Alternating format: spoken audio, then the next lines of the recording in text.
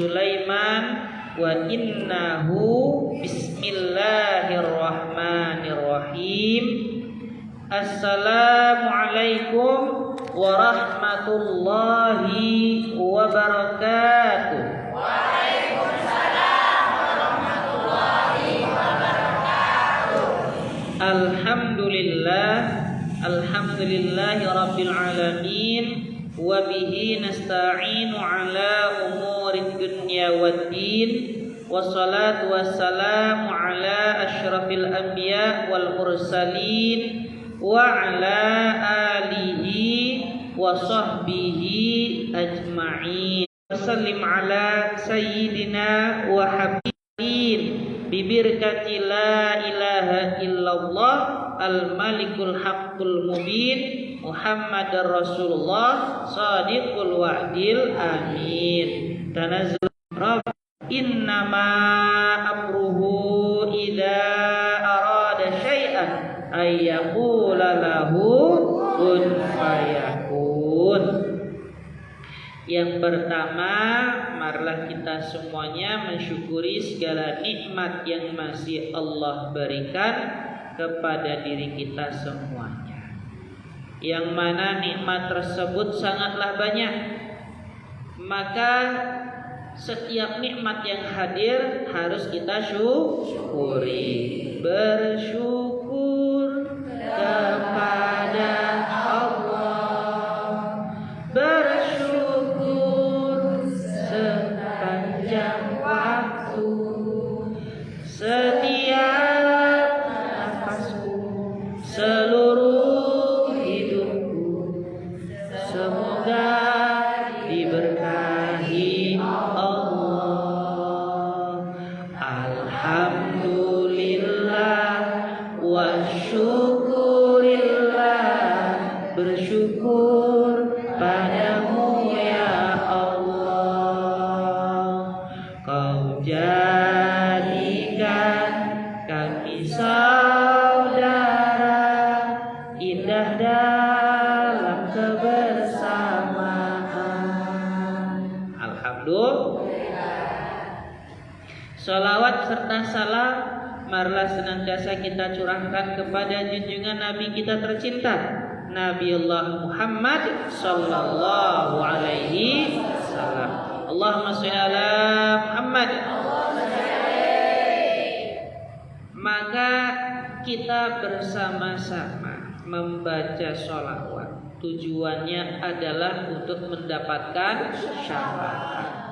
Dan juga ini bagian daripada apa yang Allah perintahkan sebagai umat Islam yang beriman. Ya ayyuhalladzina amanu shallu alaihi wasallimu taslima.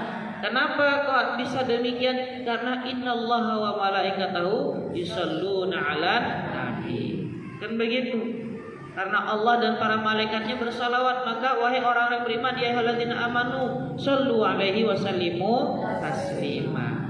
Dan salah satu sholawat yang akan menghantarkan setiap hajat dan doa kita ini dimudahkan, dilancarkan urusan dan juga dikabulkan segala doa adalah dengan sholawat Jibril. Sallallahu ala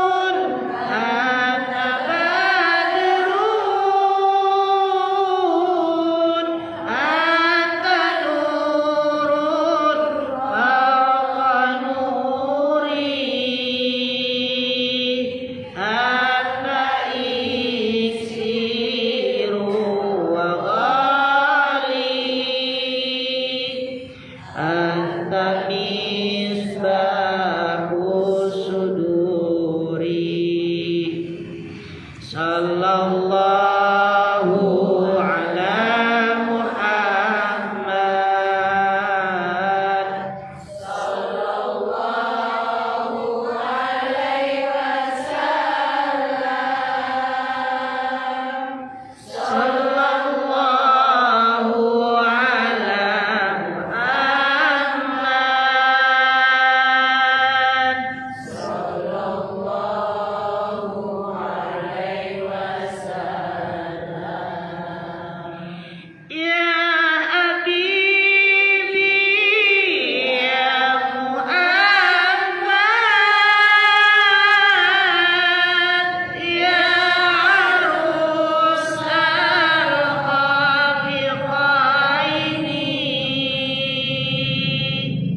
Ya Habibi Ya Muhammad ya arus al-khafiqaini.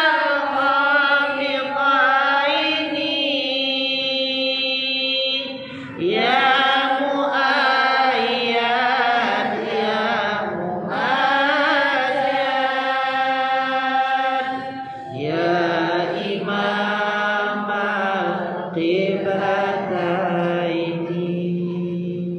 Sallallahu ala Muhammad. Sallallahu alaihi wasallam. Sallallahu ala Muhammad. Sallallahu alaihi wasallam. Amin Allahumma. Bagaimana kita ini hidup, itu bagaimana cara kita memilih. Hidup itu pilih, kan gitu ya? Ibu milih hidup tak? Milih hidup kan? Makanya masih bisa bernafas toh? Betul? Coba ibu milih berhenti nafas. Wes bosen aku nafas, leren mati enggak? Nah, kan gitu ya. Jadi selama ibu milih nafas, berarti ibu milih untuk hidup. Pertanyaannya, hidup apa yang mau kita jalani? Ya yang biasa Ustaz. Ya kayak begini-begini lah Ustaz. Bangun pagi subuh, sholat subuh, mari ngono ngeterake anak, jualan, ya kerja, kora-kora, mbah-mbah, resi omah, ngerawat anak, mulai dari anak mertua sampai anak dewi. Bener kan? Bener kan?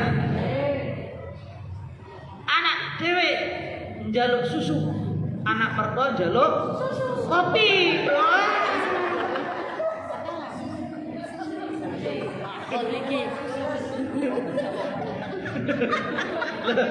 Ya dah. Iya, coba buka kartu lah Bu. Paham nggih? Setelah itu bagaimana? Ya turun mana? Inilah kehidupan yang kita jalani. Ada sesi yang bernilai ibadah, ada sesi yang bernilai muamalah.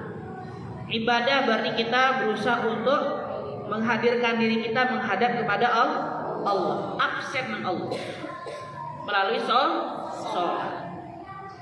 Muamalah berarti kita berkegiatan, bermasyarakat, ketemu ibu-ibu sing liyane, ketemu bapak-bapak sing liyane, jalin silaturahmi, kan begitu tuh. Betul ya? Iya. Nanya kabar, kan ya, benar ya? Ya apa kabar ibu? Apik ya Allah. Jarang ketemu nang kajian. Ya ta, aku lo melok nang ndi sampe iku lo nang burine masjid. Lah aku nang burine masjid.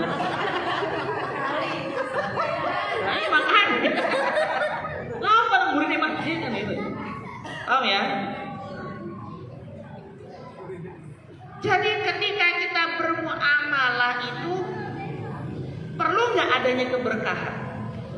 Perlu. Kalau dulu kami di pondok, kiai kami itu Imam Zarkasi almarhum, ya, Kiai Haji Imam Zarkasi, Pondok Gontor.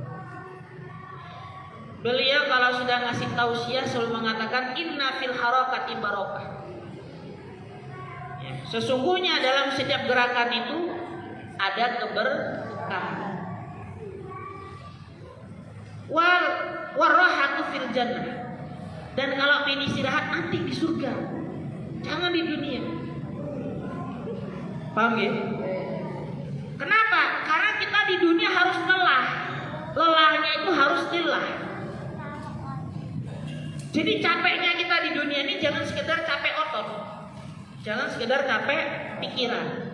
Tapi kalau perlu capek dalam hal-hal yang bernilai ibadah. Bahkan duduknya ibu di sini capek enggak? Capek. Saya aja sudah ganti posisi. Ya kan? Iya. Kan begitu. Kenapa? Karena setiap apapun yang kita lakukan di dunia ini pasti ada nilai capeknya. Cuma permasalahannya, gimana caranya kita buat capeknya kita ini jadi ibadah, gitu loh. Ya. Biar bisa menjadi bernilai ibadah, maka kita mulai setiap kegiatan dengan basmalah, bismillahirrahmanirrahim. Selesai alhamdulillah. Tidur nilai ibadah, bismillahirrahmanirrahim. Bismika Allahumma ahya wa bismika. Kan gitu.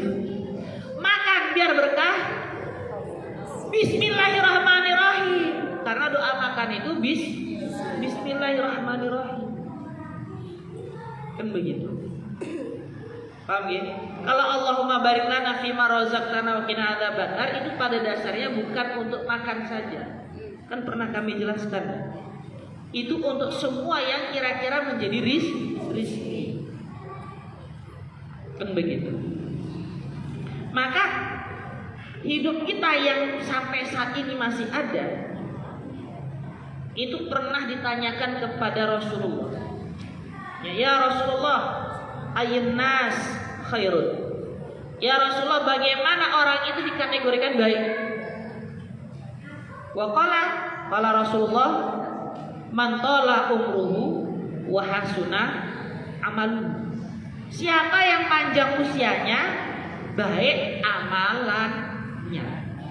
Bagaimana caranya baik amalannya? Berarti kehidupan yang dimilikinya semua memiliki nilai ibadah.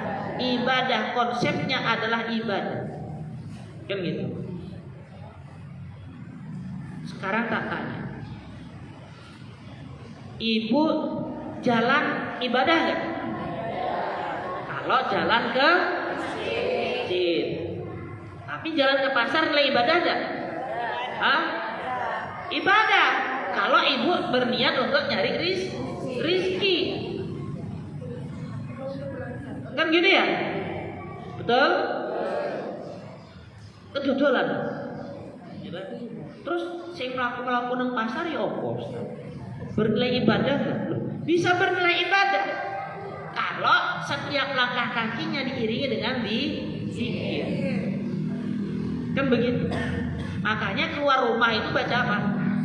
Bismillahi tawakkaltu 'ala Allah. Kan begitu. Ya. Ustaz, kita kumpul-kumpul ini nilai ibadah enggak? Ibadah enggak? Ibadah selama isinya apa? Tawasau bil haq, tawasau bis sabr. Saling nasihat menasihati dalam kebenaran, saling nasihat menasihati dalam kesabaran. Tapi ingat nasihat itu wong itu kudu hati-hati. Paham? Jangan ngegas. Sampean yo. Ya Allah, ya Allah, ya Allah. Ya. Wis dikandani Bu kanggo WA. Ingat kerudung. Ya, kuning murtad. Apa? Kuning murtad. Apa?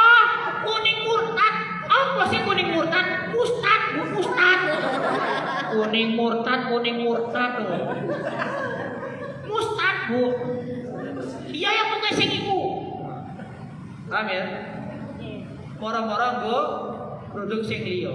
Nah, iki kan. Kan kalau seperti begini akhirnya bagaimana? Orang yang dinasihati alun. Ya Allah, para produk. Aku disudani ya Allah. Masa perkara jilbab liya. Kalian pengajian kan? Bener Bu ya? Yang di belakang. Tenang Bu, hanya neni Bu. Itu pengurus Bu. Ye, tenang aja Bu. Kalau nggak punya jilbab kuning, ngomong pengurus. Gue aku, EI loh. Insyaallah.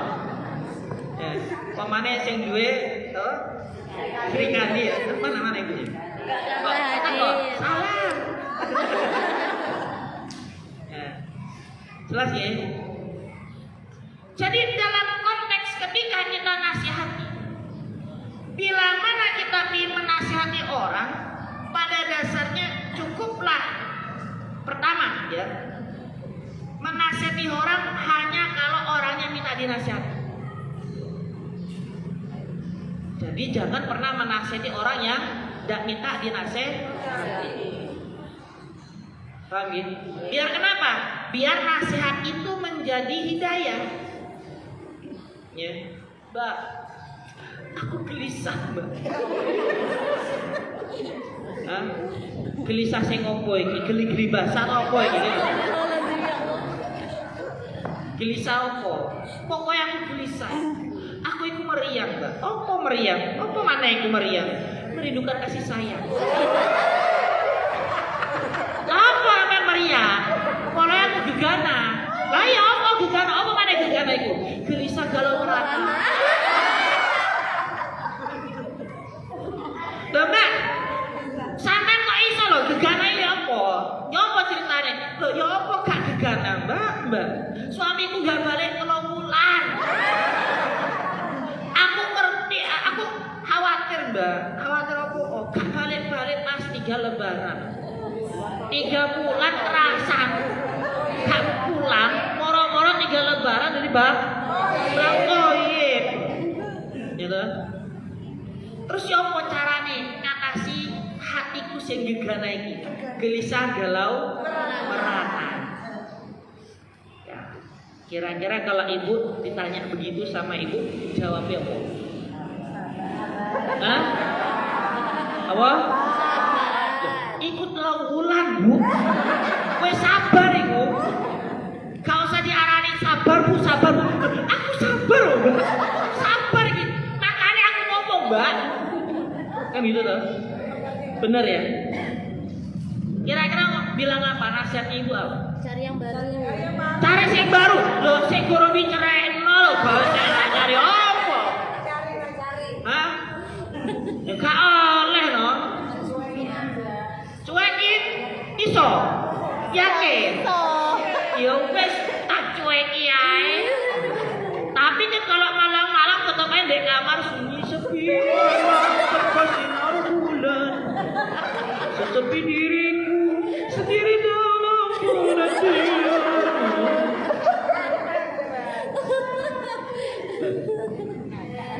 Loh, bener ya? Ngaji kok stres.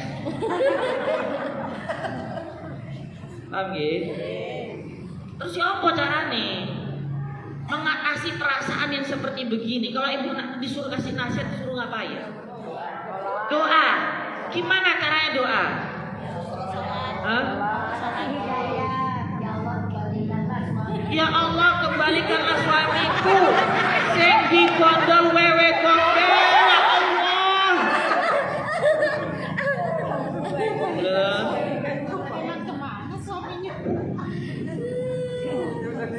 Ngono. Begitu. Oh. Iya. Suamiku kembalikan ya Allah ke rahmatullah ya Allah. Hah? Terus kabare nang rahmatullah ae. Kok sabar-sabar malah. Gimana? Suruh zikir. Hah? Suruh sholat, suruh ngaji. Kalau saya Bu gampang. Tak suruh telepon Bu. Itu duwe HP loh. Mas, kok ndak balik wis 3 bulan Mas? Kan ngono. Itu kan sesuatu yang logis. Kalau nggak aktif bos. Kalau nggak aktif.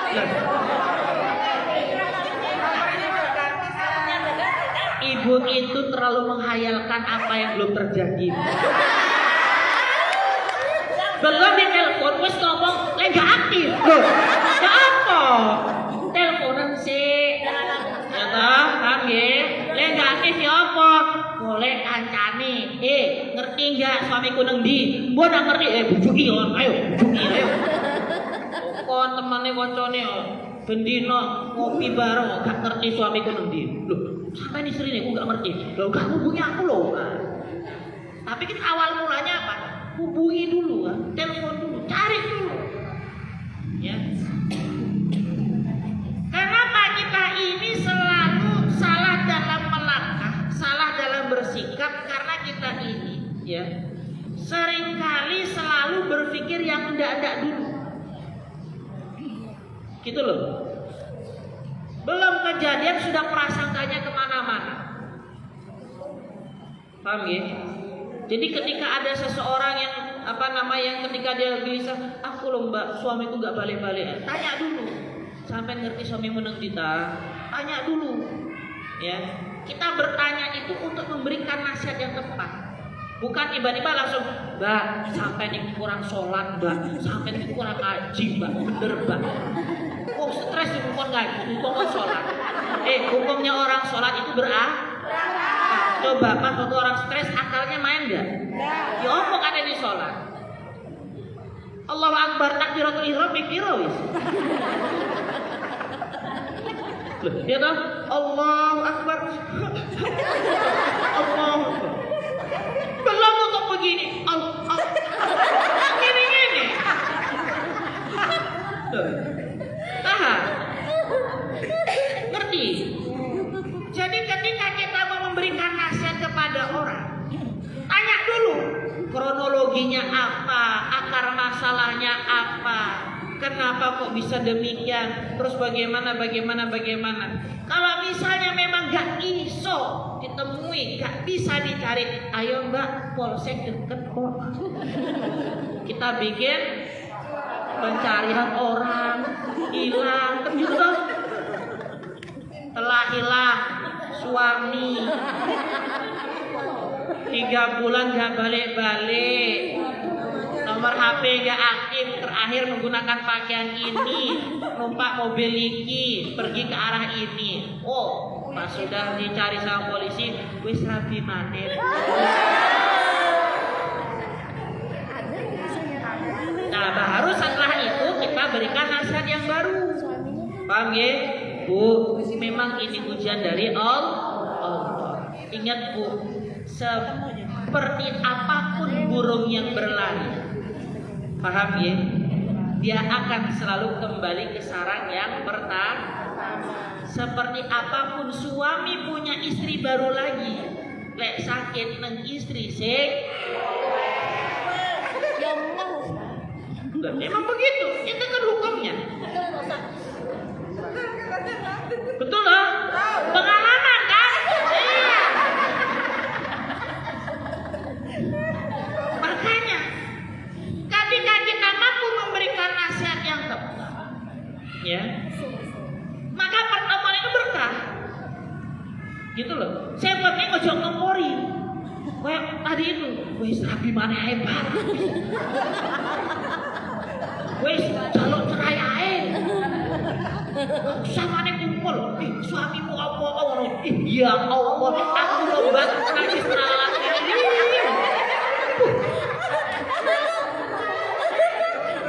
Oke.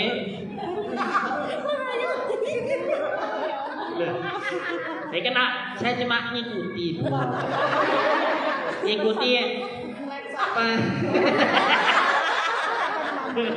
Ngikuti sing pernah kejadian. Ya, sing viral-viral. Pemane kenyang. Sing ngono iku lho. Buyut kabeh. Ya, anggaplah kita pengajian ini melepas stres ini. Nambah-nambah ilmu sambil melepas stres. Biar berkah pengajian. Ya. Awet muda, ojo awet tua. Oh, tapi ya bener awet tua. Lek awet muda saya ingin meninggal muda. Gak apa-apa Bu awet tua, Bu. Iya. Iya, berarti panjang usianya. Nah, makalah umru wa hasuna amalu. Ketika dia bermuamalah, nilai-nilai dalam perkumpulannya berkah. Kenapa? Isinya tawasobil hak, tawasobis sobil. Ada nasihat-nasihat yang diberikan sesuai dengan permintaannya. Minta dinasihati, nasihati. Lek gak minta dinasihati, ojo dinasihati ikut. Jenenge ngerasani. Bukan nasihati, tapi ngerasani. Jelas nggih? Paham nggih? Yo kok ngerasani? Ngomongnya. Gimana? Gimana? Biasanya yang terjadi gimana? Gimana Pak? Ya kayak gimana contohnya? Mau aku tuh saya praktek dulu. Gimana? Ih, Pak Ustadz ini lucu. Itu fakta. Gak ngerasani, fakta. Apa mana? Ustadznya ganteng. Iyalah. Mana? Apa mana? Bojone wong iya, Mas. Itu? Hah? Pak Ustadz nikah lagi. Wah, ngakor. Cukuplah pernikahan saya sudah sweet. Soalnya kalau nikah yang baru lagi, khawatir itu sing sweet ya. Kan gitu. Jadi dalam konteksnya, ketika orang ketika menasihati, tetapi ya saat itu orang tidak menerima, yaitu ngerasa membicarakan. Ya, Mbak, setidaknya sampai itu ya Mbak ya Allah. Aku dulu sampai nih.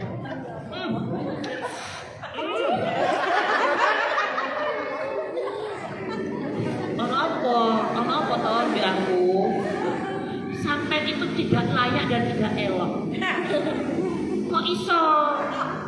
Karena sikap sampai menunjukkan bukan pribadi muslimah yang menarik dan cantik. Kok iso? Sampai ganggu ciput Mbak? Ciput murah Mbak, 10.000. Perkara kan benar tapi nasihati toh. Nasihati benar kan? Tapi pada saat itu mungkin si ibu ini memang nggak ingin pakai ciput. Bener toh? Kenapa? Karena gue pasmina wis ketutup, misal, atau gue jilbab bergo, ya toh? Wis bergo ya? Virgo, bergo. Ya pokoknya ono. Ya, paham ya? Terus ketemu keluaran metu titik rambutnya kan. Dulu kan jilbab pejabat. Apa jambule metu.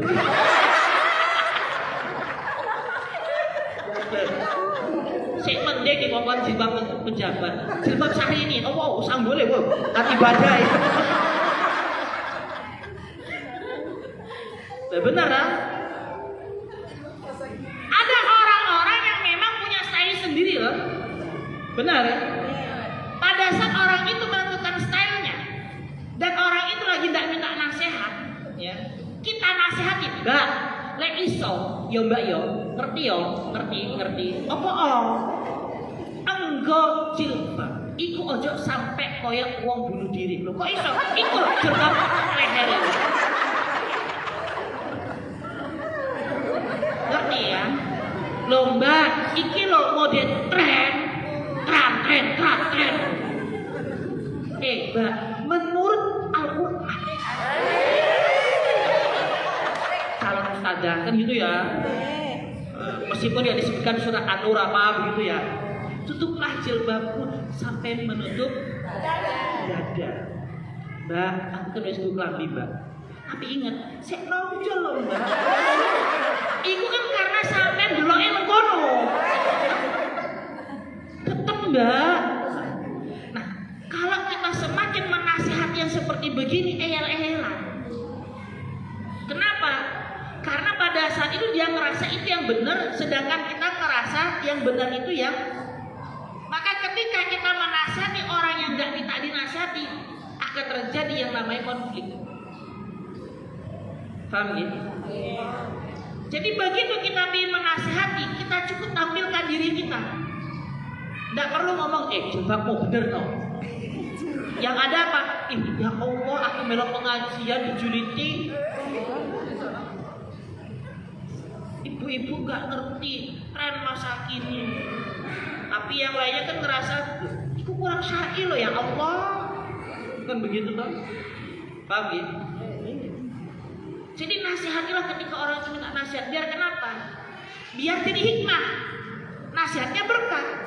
Makanya kenapa saya tidak akan pernah mengomentari apapun yang ada di FB, apapun yang ada di Instagram, ada di TikTok dan sebagainya. Ketika ada jamaah yang biasa ikut pengajian moro-moro joget-joget, tidak akan pernah saya ngomong, Bu, perasaan kemarin kita ketemu pengajian, terus terang tentang masalah joget-joget nang media sosial. Masa ibu gak ngerti? Pasti jawabnya begini, alah Ustaz, ini kan gak ada pengajian, ini kan TikTok, jangan begitu. Paham? Akhirnya mentah gak itu nasihat? Mentah gak nasihatnya? Paham? Jelas? Bu Ajaib pulang dari sini Bu Aja pasti kurus. Paham ya? Jadi itu. Ketika kita membuat peran hidup kita menjadi berkah, berarti peran kita ini adalah menghadirkan hikmah. Bukan sekedar menasihati, memarahi, moro-moro gak jadi apa-apa. Malah dibenci, malah dijauhi dan sebagainya. Gara-gara kenapa? Dianggap ibu-ibu julid. Ibu-ibu apa? Julid. Ibu-ibu apa? Julid. Paham ya? Maka jadilah ibu-ibu yang berkelas. Yang berkelas itu maksudnya bagaimana? Yang ketika kita menasihati dengan ilmu, sehingga hadirnya ilmu kita itu jadi hikmah. Hikmah yang kita hadirkan akan menjadi bentuk itu hidayah. Ustaz, bagaimana cara nasihati suami, Ustaz? Soalnya kita ini sering kali ya Ustaz ya, kalau nasihati orang tuh gampang Ustaz. Misal contoh pengajian ibu-ibu, Bu ingat ya Bu harus gini. Iya Bu, tenang Bu. Oh iya. Kan gitu ya. Tapi begitu pi nasihati suami yo, Mas, lek iso ngene lho Mas, opo sih Dek? Cerewet. Gitu ya. Kesel nggak? Kalau kesel ibu ngapain? Diam aja. Hah? Diam. Diam. Jadi solusi nggak diamnya? Nah.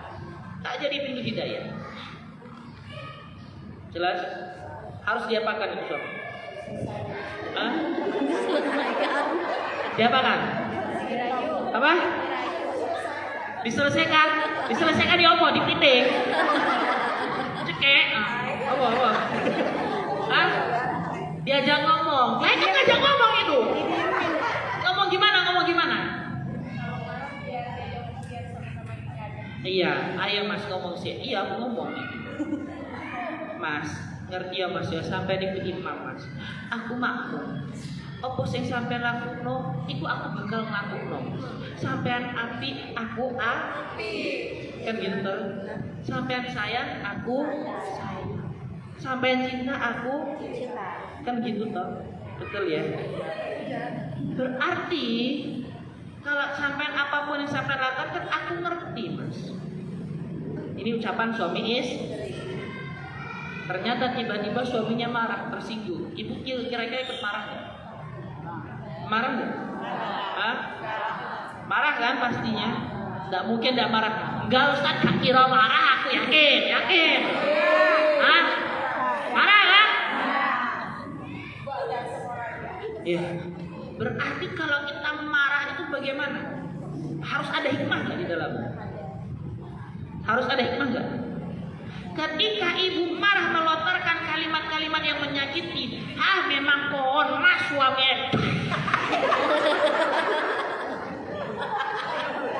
Ada hidayah muncul nggak?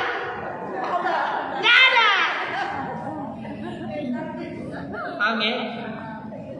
Allah bojo kurang waras.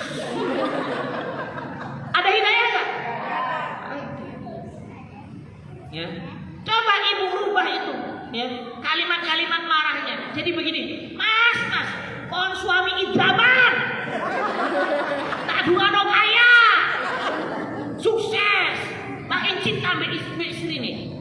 Pokoknya dede, aku loh mas, wes nasihati sampean, api-api mas, sampean gak ngurungok, mugi-mugi kaya loh mas. Bisa jadi mungkin.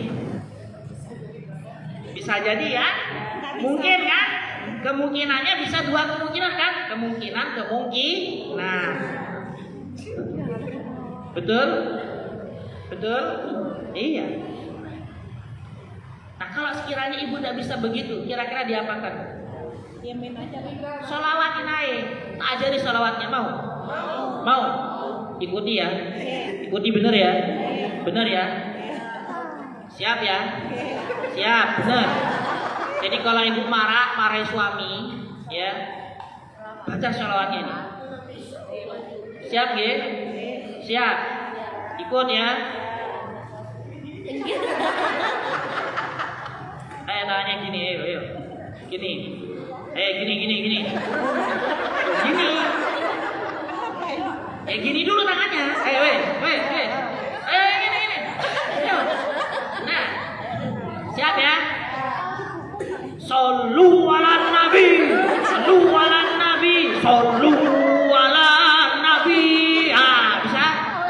Bisa? Ayo ikuti. 1, 2, 3. Sallu ala nabi.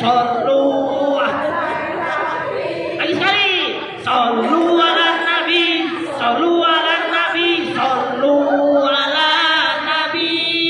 Marhaban ya Nurul Aini ya marhaban. Marhaban ya Jal Husaini ya marhaban. Marhaban ahlan wa sahlan ya marhaban. Marhaban ya khairat da'i ya marhaban. Semuanya. Sallu ala nabi.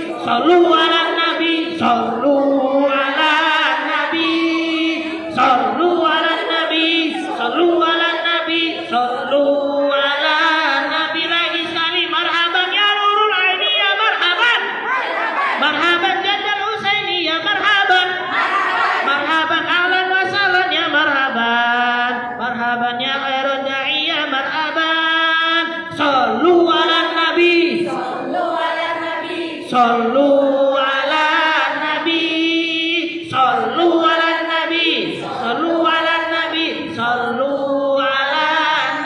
Ya, sudah.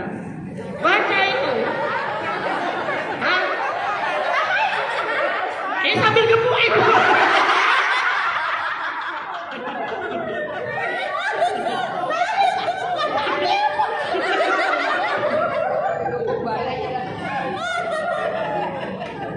Jangan jadi gebuk beneran ya Bu ya. Jangan dipukul beneran suaminya. Paham ya? Iya. Mari ngono. Sesuke laporan Ustaz ngajar sing gak bener iki. Apa Pak? Aku lho bapak bener Pak. Lho kok iso? Lah iya, istriku ngamuk sambil gebuk aku. Sallu ala nabi. Ya ampun. Paham ya? Ya ini sekedar ya guyon-guyon hikmah ya. Bercanda-bercanda hikmah saja ya. Jadi jangan sampai benar-benar dipraktekkan sambil suami. Tak boleh. Paham ya? Tapi cukup ketika kita merasa marah ya. Marah terhadap suatu tindakan. Ingat, tidak ada dosa suami yang hadir ke istri. Tapi ingatlah, setiap dosa istri bisa memberatkan suami. Paham ya? Jelas ya? Maka ketika suami memiliki kesalahan, seorang istri menasihati itu cukup beberapa kali. Bila mana masih dilaksanakan, maka sungguh dosa itu punya suami bukan punya ibu. Ibarat imam dengan makmum. Ya. Kalau imamnya sholat ternyata ada kondisi salah, ya. Makmum laki-laki pasti ngomong Subhanallah kan gitu. Tapi tidak ada perkataan yang keluar dari perempuan, melainkan hanya isyarat tepuk punggung tangan. Jangan tepuk tangan. Tapi apa? Nah, menepuk punggung tangan. Dan tidak ada makmum wanita yang mengatakan Subhanallah. Nah, tidak ada. Imam malah bingung nanti. Suara istriku sendiri. Paham ya? Buyar nanti. Apalagi kalau sampai ada lanjutannya Subhanallah walhamdulillah la ilaha illallah Allahu akbar. Pasti makmum wanita batal kabeh. Loh iya kan tidak boleh ada suara bagi jamaah perempuan. Isyarat pun juga hanya selesai dan nggak perlu berkali-kali. Nggak perlu. Paham ya? Itulah kenapa ketika ibu marah ya di dalam rumah ya, ibu cukup memberikan nasihat sesekali saja atau beberapa kali yang sifatnya ya sholat ya. Apa sih Dek? Mari aku sholat, gak usah diurus-urusan. Iya. Dan diam aja ibu. Kenapa? Karena itu dosanya suami, bukan dosanya ibu. Ibu sudah menasehati, sudah ngajar. Berapa banyak klien saya atau pasien saya yang ke rumah itu selalu ngomong, Ustaz, bagaimana caranya buat suami saya sholat, Ustaz? Nah, tanya sama suaminya, Bu. Jangan tanya sama saya. Suaminya pernah belajar sholat gak dulu? Gak pernah. Ya apa caranya kan ini sholat? Kan gitu tuh. Carikan ustaz untuk belajar sholat. Itu yang pertama. Kalau memang tidak pernah sholat. Yang kedua, pernah sholat nggak suaminya dulu? Pernah ustaz. Tapi habis itu tidak mau sholat lagi ustaz, karena ngerasa sibuk dan sebagainya. Nah coba kalau begitu bilang sama suaminya, ya Mas, jadi imamku yuk. Gitu. Jadi aku sibuk ya ustaz ini. Kasih nanti jadi imam sholat. Kan begitu. Terkadang perempuan ibu-ibu itu pingin sekali suaminya sholat, tapi tidak pernah ngajak suaminya sholat, tapi cuma nyuruh, Mas sholat mas, lewat, Mas sholat mas, lewat, Mas sholat mas, lewat, Mas ya Allah suamiku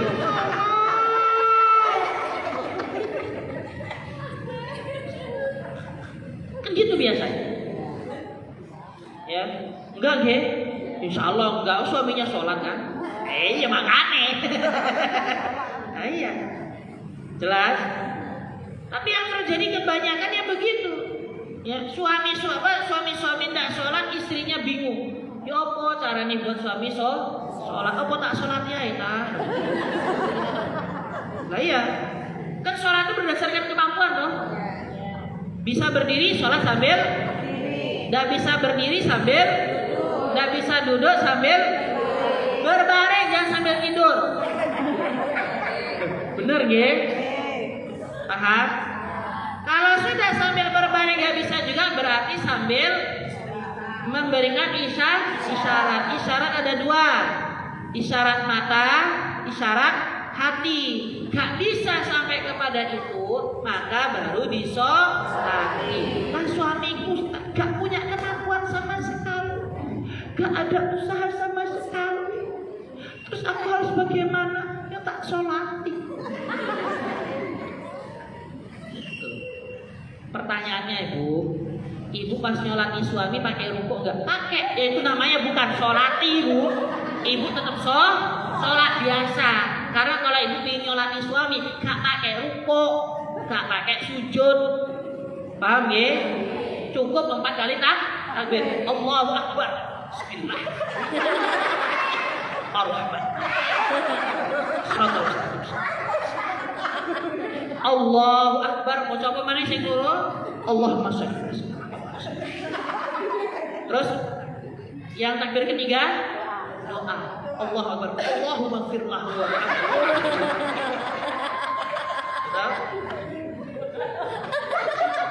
Yang keempat, takbir 4, Allahu Akbar. Allahumma la tahrimna ajrahu wa la tahmina ba'dahu wa fir lana wa lahu. Assalamualaikum. Assalamualaikum. Wis tak salati sampean. Wis tak salati. Insya Allah suami itu ngeri.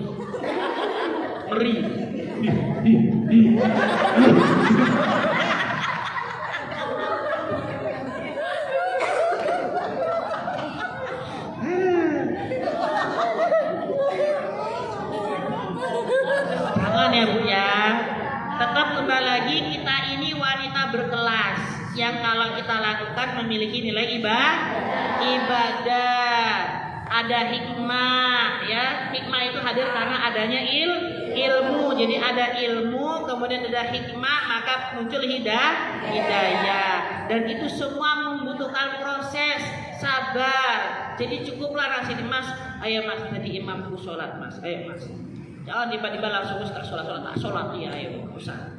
Oke, usah kepikiran ke sana. Ya, tadi kalau pikiran ke sana saya lagi yang kena. Ustaz ajar saya ngajar. Jangan ya Bu ya. Jangan. Kalau dia tak enak deh ini. Ibu-ibu kabeh deh. Ya. Sudah? Ada pertanyaan Bu?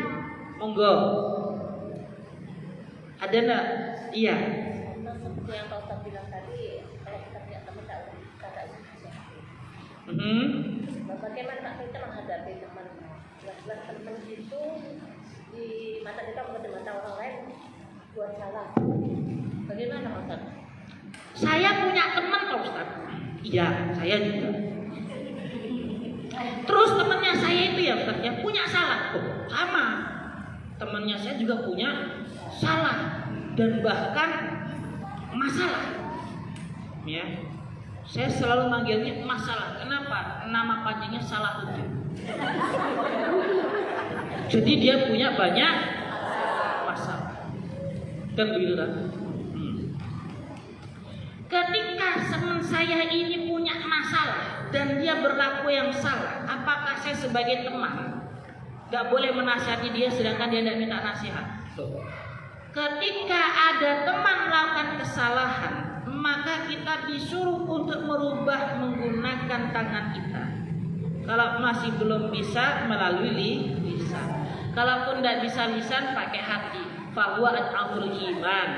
Maka itu yang disebut dengan iman yang paling lemah. Berarti saya tetap menasihati meskipun dia tidak minta nasihat dia. Kan tadi Ustaz bilang jangan menasihati orang yang tidak minta dinasihati. Itu kan ketika ibu sudah pernah menasihati sekali atau sudah memberikan contoh. Bukankah ketika kita memberikan contoh sudah dengan menasihati? Kan begitu. Paham ya? Nah ketika dia salah dan kita menasihati khawatir terjadi frontal yang akhirnya menjauh dari hidayah, ya. Maka apa yang kita perlu lakukan? Kita yang menampilkan diri kita yang baik padanya. Karena perubahan perilaku itu bisa terjadi karena kita menguatkan eksistensi perilaku yang baik di dalam komunitas itu. Contoh, ada orang banyak minuman keras ya. Gara-gara sebotol minuman, kan gitu kan? Dia jalan sempoyongan, gitu kan gitu ya. Ada banyak anak muda minum. Ya, tiba-tiba saya duduk di situ misalnya, ya.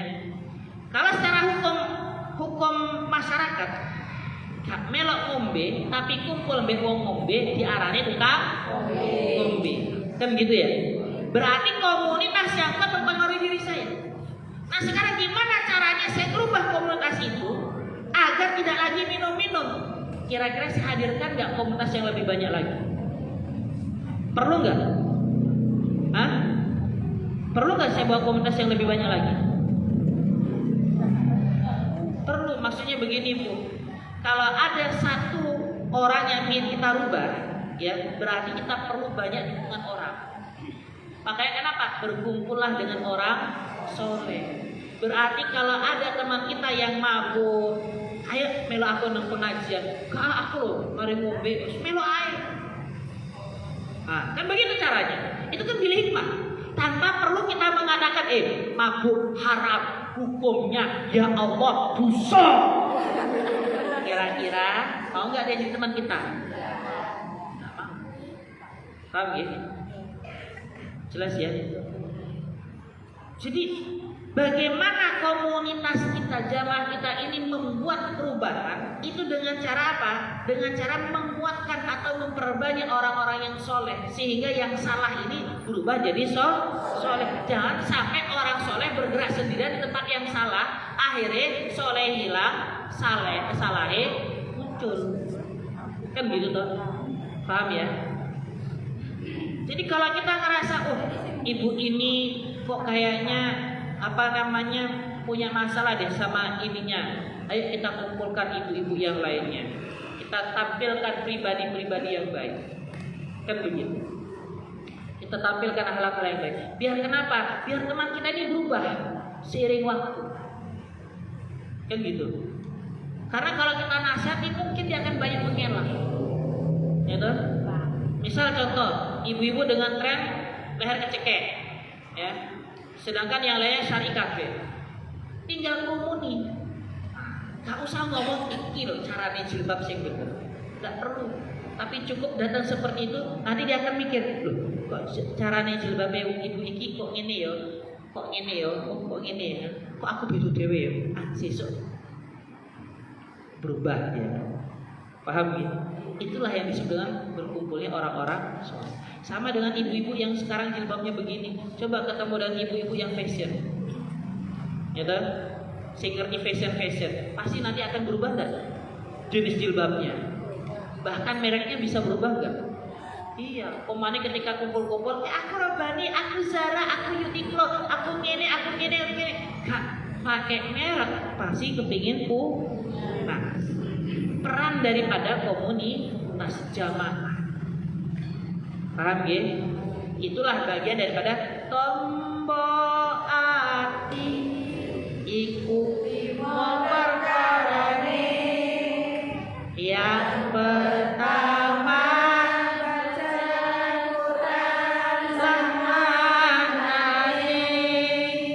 yang kedua saking video game. Sholat, ayo bahasa Indonesia aja ya. Soalnya saya nggak bisa hafal bahasa Jawanya. Yang kedua, sholat malam dirikanlah. Yang ketiga, zikir malam perpanjanglah. Yang keempat,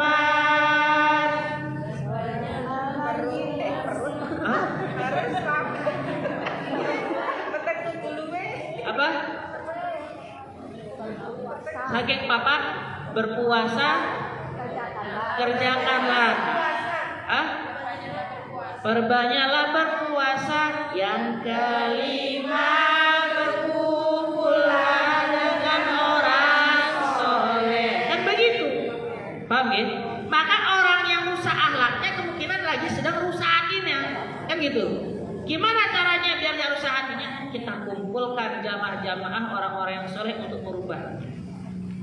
Jadi jangan ibu yang perang sendiri, jangan ibu yang hadir sendiri.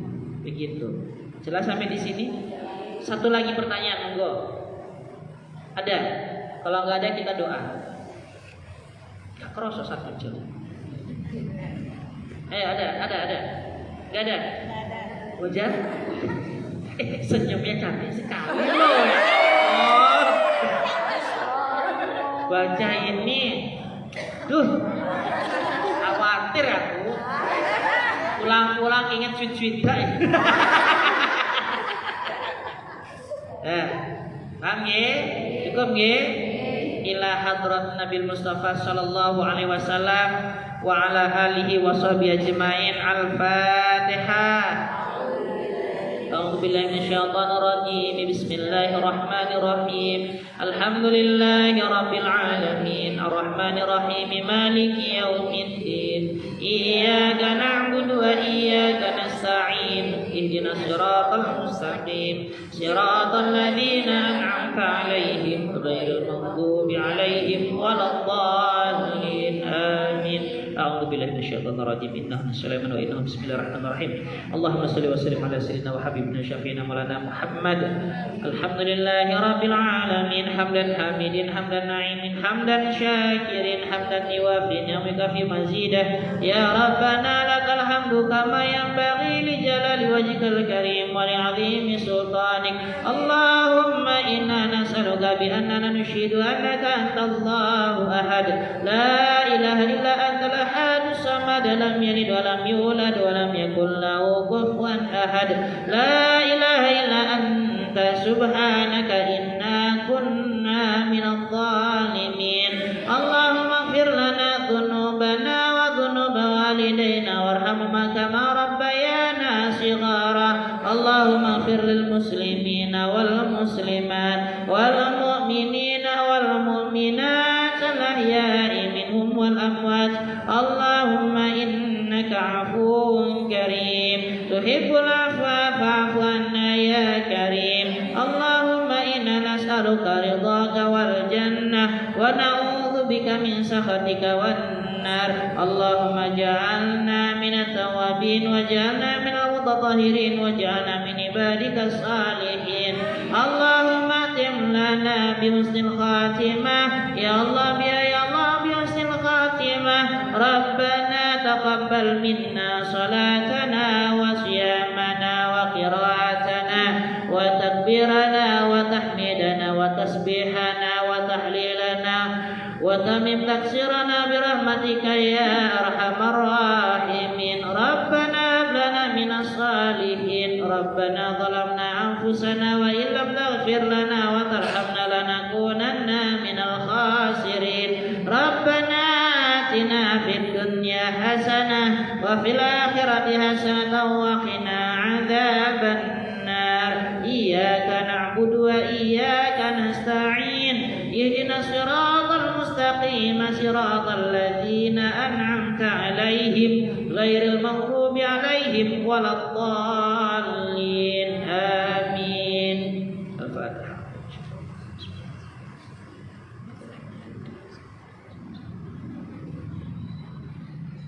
Kiranya demikian dari kami. Wabillahi taufiq wal hidayah. Assalamualaikum warahmatullahi wabarakatuh. Waalaikumsalam.